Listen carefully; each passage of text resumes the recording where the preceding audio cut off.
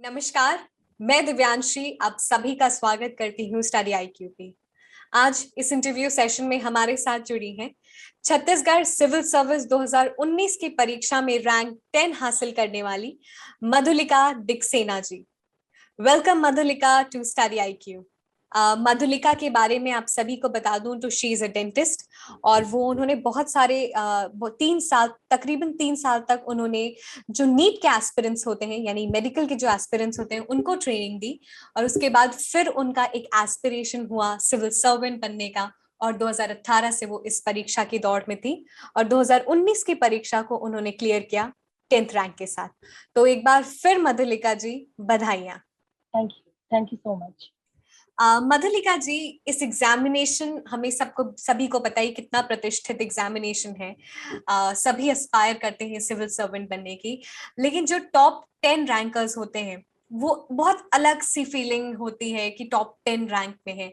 तो अभी आपको किस तरीके से फीलिंग हो रही है? जी, बहुत अच्छा फील हो रहा है। ऐसा सोचा तो नहीं था कि टॉप 10 में अब आ पाऊंगी। हाँ, सिलेक्शन होगा ये तो सोचा ही था, लेकिन टॉप 10 के बारे में नहीं सोचा था। तो अभी तो फिलहाल ये बहुत अलग फीलिंग है और बहुत अच्छी फीलिंग है। मधुलिका जी, अभी मैं सभी दर्शकों को भी बता रही थी कि आप डेंटिस्ट हैं, आपने 3 साल तक तकरीबन नीट के जो एस्पिरेंट्स उनको पढ़ाया, लेकिन क्या मोटिवेशन था सिविल सर्विसेज के आने की तरफ? जी, जैसे मैंने डेंटिस्ट्री की है और फिर मैं एजुकेशन में चली गई, फिर मैंने पढ़ाया, तो मुझे ऐसा लगा कि यही एक ऐसा फील्ड है जहाँ मैं अपनी डेंटिस्ट्री की जो नॉलेज है और मेरा एजुकेशन का जो एक्सपीरियंस है, ये दोनों चीज़ों को मैं यूज़ करते हुए बेहतर काम कर सकती हूँ। तो मुझे इसलिए ये फील्ड मुझे अच्छा लगा। आ, अगर हम प्रिपरेशन स्ट्रैटेजी की बात करें तो उसको आपने कैसे अपनाया अपने लिए, एग्जामिनेशन को कैसे समझा? क्योंकि 2018 वाली परीक्षा थी उसमें आपका प्रीलिम्स भी नहीं क्लियर हुआ था, बट 2019 की परीक्षा में सभी स्टेज क्लियर होते गए विद फ्लाइंग कलर्स। जैसे जब 2018 में मैंने स्टार्ट किया था, तब जैसे कि मैं अलग बैकग्राउंड से हूँ, साइंस बैकग्राउंड से हूँ and PSC is totally different. तो मुझे तब टीथिंग प्रॉब्लम जिसको कहते हैं वो होती है। तो वो हुई स्टार्टिंग में, मुझे प्रॉब्लम हुई या कंटिन्यूटी जो मैंने मेंटेन अगर नहीं कर पाई तो वो मुझे प्रॉब्लम हुई। इसलिए क्वेश्चंस भी मैंने कम अटेम्प्ट किए। तो इसलिए मुझे थोड़ी प्रॉब्लम हुई थी, तो मेरा प्रीलिम्स जो है वो नहीं निकल पाया था। लेकिन जैसे-जैसे फिर मैं एग्ज़ाम को समझती गई, अपने सिलेबस को समझती गई, तो फिर वो मुझे आसान लगने लगा और मैंने की। यानी कि प्रीलिम्स के लिए आप सभी को सुझाव देते हैं कि ज्यादा से ज्यादा क्वेश्चन अटेम्प्ट करने चाहिए ताकि आप कंपटीशन की दौड़ में बने रहे। जी, ज़्यादा से ज़्यादा क्वेश्चन्स अटेम्प्ट करना तो सही है, लेकिन हम सही क्वेश्चन्स अटेम्प्ट करना भी बहुत ज़रूरी है, क्योंकि यहाँ पे नेगेटिव मार्किंग भी होती है। तो एक हम जैसे 60 टू 65 क्वेश्चंस अगर आपको सही-सही आते हैं, तो आप वो पहले बना लीजिए कि जिसमें आप 100% श्योर होते हैं। लेकिन अभी जिस जिस तरीके से हम देख रहे हैं कि कट ऑफ इतना हाई जा रहा है, तो हम कम से कम हमको 15-20 क्वेश्चंस में हमको थोड़ा-सा रिस्क लेना पड़ता है कि अगर आपको 3 में डाउट है या आपको 2 में डाउट है, तो आपको याद आपने कहीं पढ़ा हो वो चीज़ या कभी कुछ सुना हो उसके बारे में, तो आपको थोड़ा-सा रिस्क जो है वो लेना पड़ता है, तभी आप मतलब इस कॉम्पिटिशन में आ पाते हैं।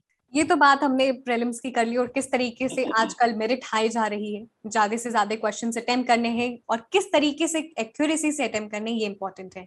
अब हम मेंस की स्ट्रैटेजी की तरफ आएंगे। मेंस सबसे इंपॉर्टेंट पार्ट होता है और जो जब भी एक छात्र या छात्राएं जब इस प्रिपरेशन में आते हैं तो मेंस को किस तरीके से लिखना है, उसी उसी को मुद्दा बनाकर वो आते हैं। तो मैं चाहती हूँ मधुलिका जी, आप अपनी प्रिपरेशन स्ट्रैटेजी से बताएं कि आपने मेंस की तैयारी कैसे की। जी, मेंस के लिए तो मैं सबसे पहले ये कहना चाहूँगी कि लिखना बहुत ज़रूरी है, लिखना स्टार्ट करना बहुत ज़रूरी है, टेस्ट देना, ये जो है जो दूसरी मेरी स्ट्रैटेजी है कि आप टेस्ट दीजिए। कई बच्चे जैसे हम सोचते हैं कि पहले नहीं, पहले पूरा प्रिपेयर कर लेते हैं, पूरा सिलेबस हम कंप्लीट करेंगे, उसके बाद टेस्ट देंगे। नहीं, ये बिल्कुल सही सही नहीं है। आप टेस्ट देते जाएँगे और एट द टाइम आपकी प्रिपरेशन होती जाएगी। तो टेस्ट देना एक मैं कहूँगी कि बहुत ज़रूरी है।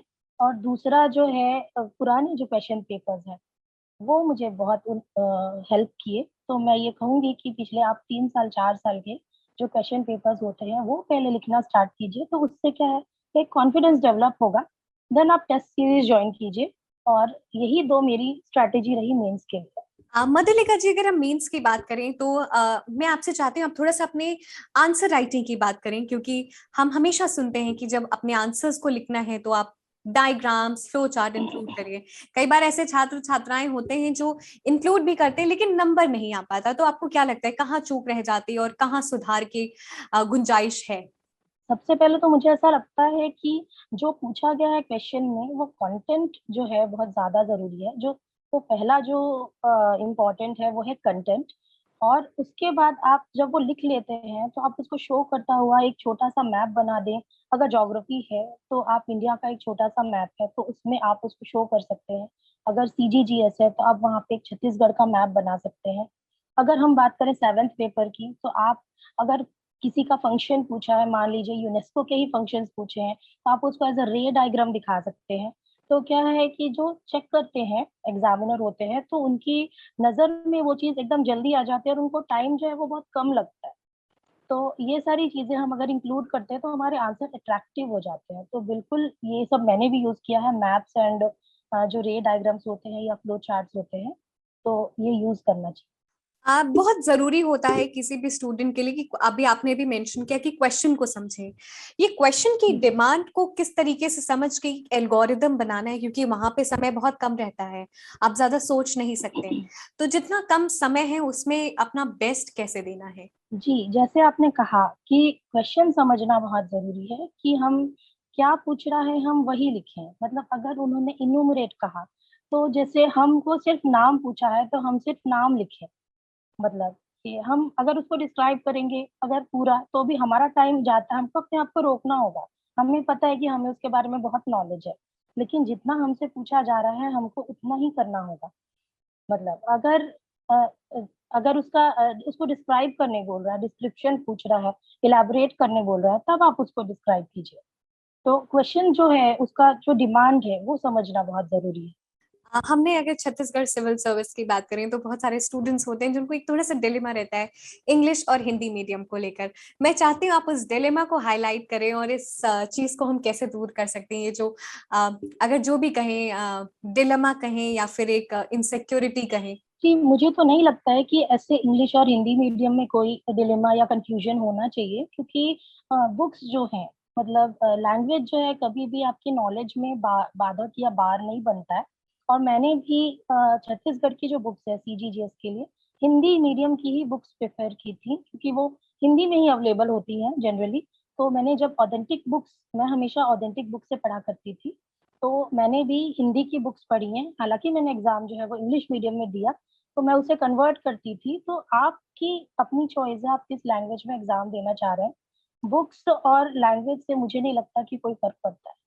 मधुलिका जी, अगर हम एसए पेपर की बात करें तो आपने one of the highest score किया है, आपके नंबर बहुत अच्छे हैं। आप बताइए कि एसए को कैसे लिखने हैं, किस तरीके से स्ट्रक्चरिंग करनी है, किस तरीके से सोच एक डेवलप करनी है जब टॉपिक आपके सामने हो।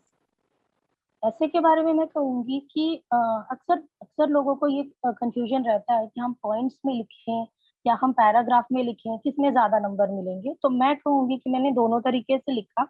हमको वही ऐसे समझ के उसकी हमको डिमांड को समझना होगा कि अगर हमें किसी योजना के बारे में बात हो रही है या सरकार के प्रयासों के बारे में बात करनी है, तो बेहतर होगा हम उसे पॉइंट्स में लिखें। क्योंकि हम इनोमरेट कर रहे हैं कि हाँ, इतने ये योजना है एंड ऑल।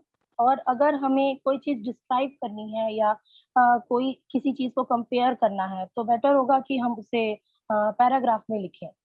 तो ये और ऐसे के लिए स्टार्टिंग हम एक अच्छे किसी कोट से कर सकते हैं या स्लोगन से कर सकते हैं।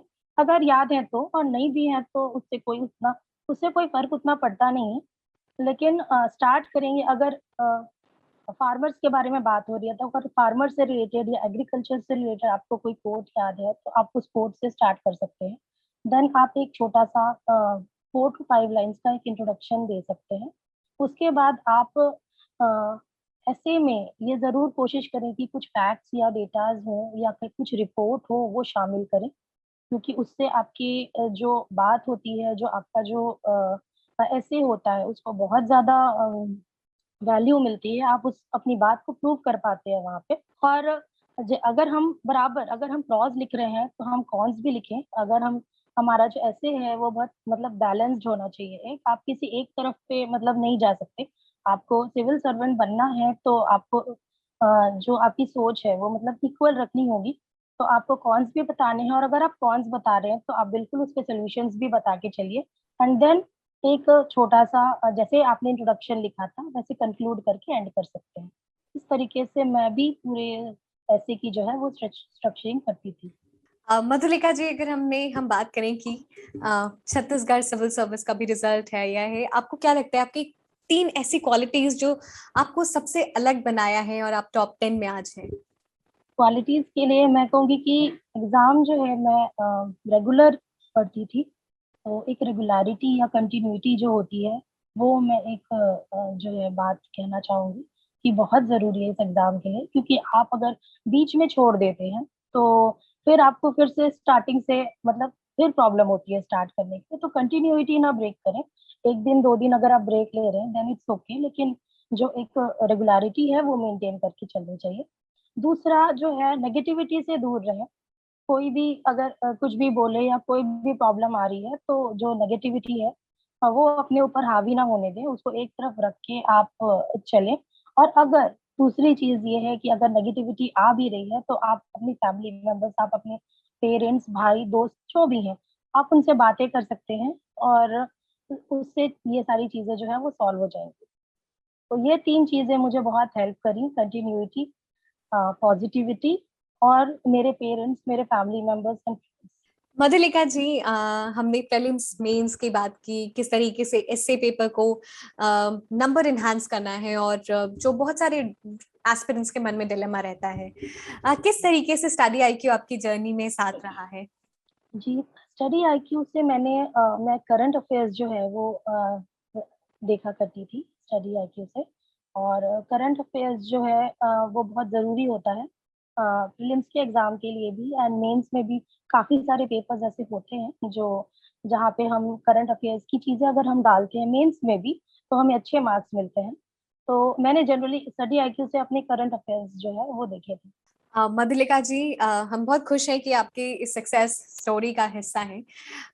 सेशन के एंड में आ गए हैं, आप कुछ टिप्स देना चाहती हैं सभी एस्पिरेंट्स को? जी, मैं एस्पिरेंट्स को यही कहना चाहूँगी कि आप अगर प्रिपेयर कर रहे हैं तो एक इंटीग्रेटेड वे में प्रिपेयर कीजिए। प्रीलिम्स और मेंस ऐसे अलग से तैयारी नहीं होती है। तो आप मेंस के लिए प्रिपेयर कीजिए तो आपका प्रीलिम्स भी अपने आप क्लियर हो जाएगा। तो मैं जो एस्पिरेंट्स हैं उनको मेंस पे फोकस करने की सलाह देना चाहूँगी। Thank you so much, Madhulika ji, for joining us in this interview session. It was absolute pleasure to have you. The entire team wishes thank you all the very best and good health. Thank you. Thank you.